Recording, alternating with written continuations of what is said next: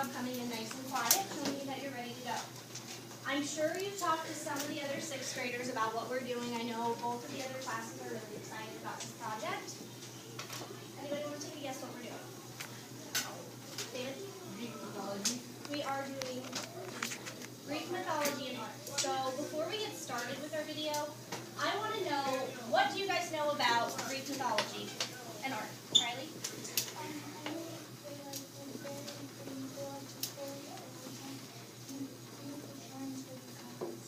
Okay, they took a long time to make these beautiful shrines. In case you don't know what a shrine is, Riley, can you explain that? It's pretty much like an altar. So an altar. They made these big, beautiful buildings with these big columns that people could go to pay respect to the gods. Very much like our churches. The gods were their religion. They didn't have like Catholicism or Lutheran religion. They went to these shrines, which you can see a picture of one that's the Parthenon, which is the most well-known. We'll cover that in the video. All right, what else do we know about mythology? They believed in many, many gods, and not just gods, but what else? Goddesses. What else? Riley?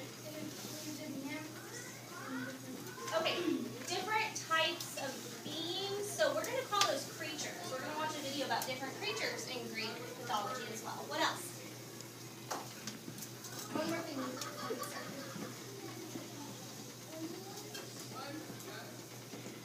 Anything else to know about Greek? You guys in Mr. Albrecht's room? I know he has a lot of posters. All right, Tyler? They worship like a tree. I've heard this before, they worship trees. There was a specific god that did worship trees. It was Narcissus. He liked to see the tree's reflection in water, and he also liked to see his own reflection. And then the olive tree, you're right, is very important in Greek culture. So if you guys like olives, I can olives. Okay, are you guys ready to see a short little mythology video, and then we'll talk more about it? All right, Arson, will you go turn the lights off for me, please? We're going to watch a really old story. This was one of my favorite ones growing up. It's a little bit older of a video, and it's about the Trojan horse. Some of you may or may not have heard of this before, but it's a very important story in Greek culture.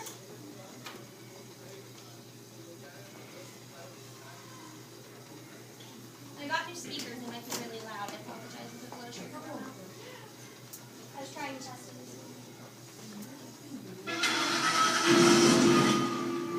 Is that good? Can we all hear?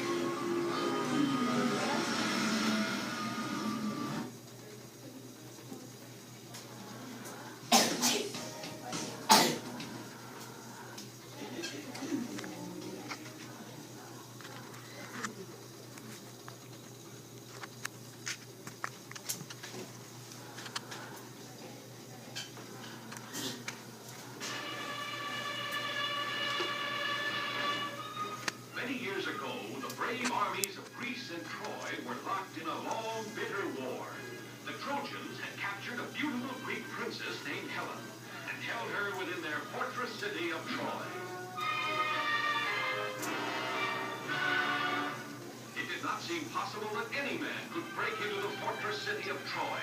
For days, weeks, months, the Greek soldiers from their camp on the beach near the city assaulted the walls of Troy, but they were always beaten back.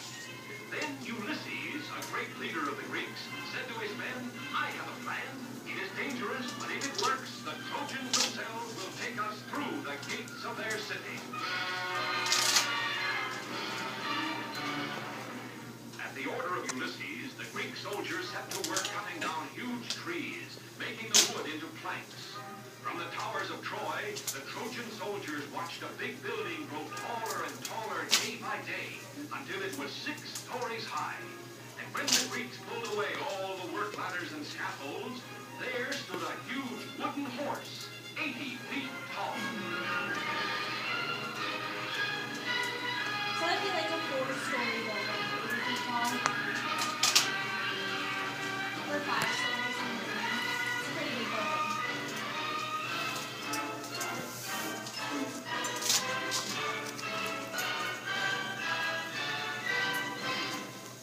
All along the towering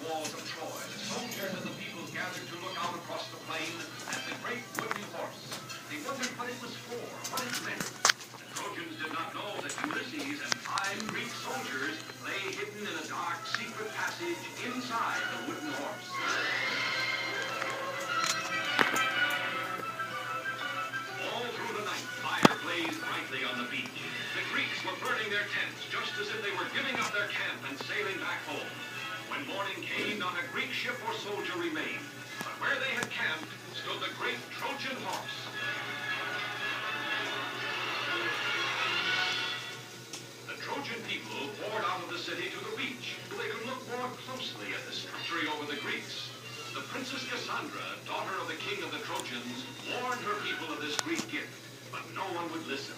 The Trojans decided to pull the great horse inside the walls, into the city of Troy itself.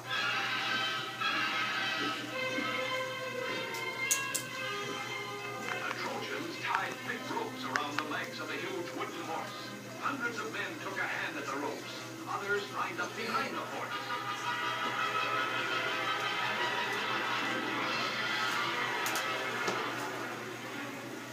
Whooping and hollering, laughing at the Greeks who had never been able to scale the towering walls of Troy, the Trojans tugged and pushed and pulled the huge wooden horse slowly from the beach, over the plains, and through the gates of Troy.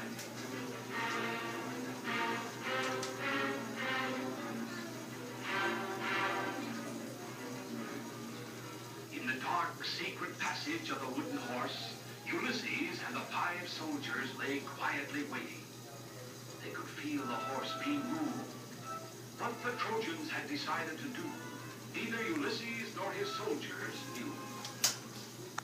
Suddenly, after a whole day and half a night, the Trojan horse moved no more. An hour passed. Still the horse did not move. Ulysses gave a signal.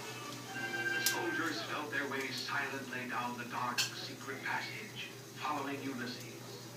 Cautiously, he opened the trapdoor. Just as he hoped, the Trojans had brought the horse inside the walls of Troy. The city was sleeping now, and the walls were unguarded. Ulysses drew his sword. He ordered the soldiers to follow, and he dashed for the main gates of the city. The Greek soldiers quickly tied the sleeping Trojan guards, while Ulysses scampered up the sentry tower. Holding a torch high above his head, he signaled to the Greek army, which had turned around and sailed back to the beach during the night.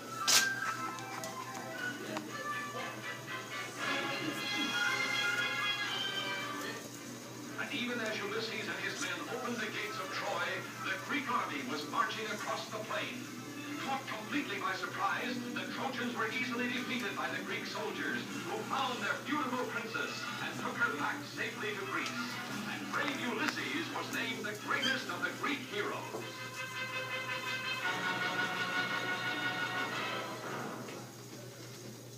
Okay, so that was the story of the Trojan horse. Has anyone seen that before? No. I'm going to turn half the light on. That was really popular when I was younger, talking about Greek culture. What do you think the importance of that story is? Did we learn anything from it? No. I learned that they were trying to save the princess. Okay, they were trying to save the princess, and how were they trying to do that? They were trying to put flames and break through the walls. They literally built a fort. They had a trapdoor inside the horse and they go and do it, and they put the horse inside and we got out. Alright, so was that smart? They couldn't walk through the doors of the city, so that wasn't an option. They couldn't climb over the walls of the city, that wasn't an option. So was it a good idea to hide inside this giant horse to go in? Yes. I had no idea, it was so smart. Modern warfare actually uses tactics like that. So a lot of soldiers, colonels who are in charge, will try to think of really clever, sneaky ways to infiltrate or enter other areas. And that was just one of the original stories. Why do you think stories are so important? Not only in our culture, but especially in the Greek culture. Why would stories be so important? Aaron, are you raising your hand? Or you just...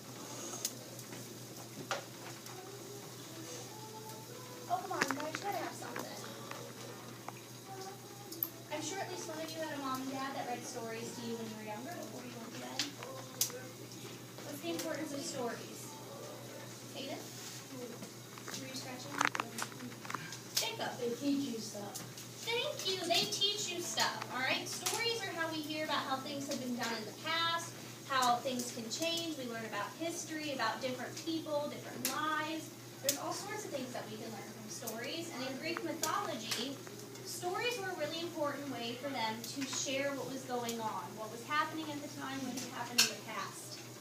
Now, we talked earlier about how Greek gods and goddesses were really important to their culture. I want to show you a video about a few of those. And in this video, it talks a little bit about the story behind each one of the gods and goddesses. Now, as the video goes on, you're actually going to recognize a lot of them. What kind of movies have you seen that talk about Greek culture? Maddie? Native American, but that's a good guess. It is. It is a different culture. That's fine. Casey? Thank you. Percy Jackson and the Lightning Thief. Right? Okay, I know that that's a real popular book with you guys. It's one of our AR books, right? And there's been movies made about that recently.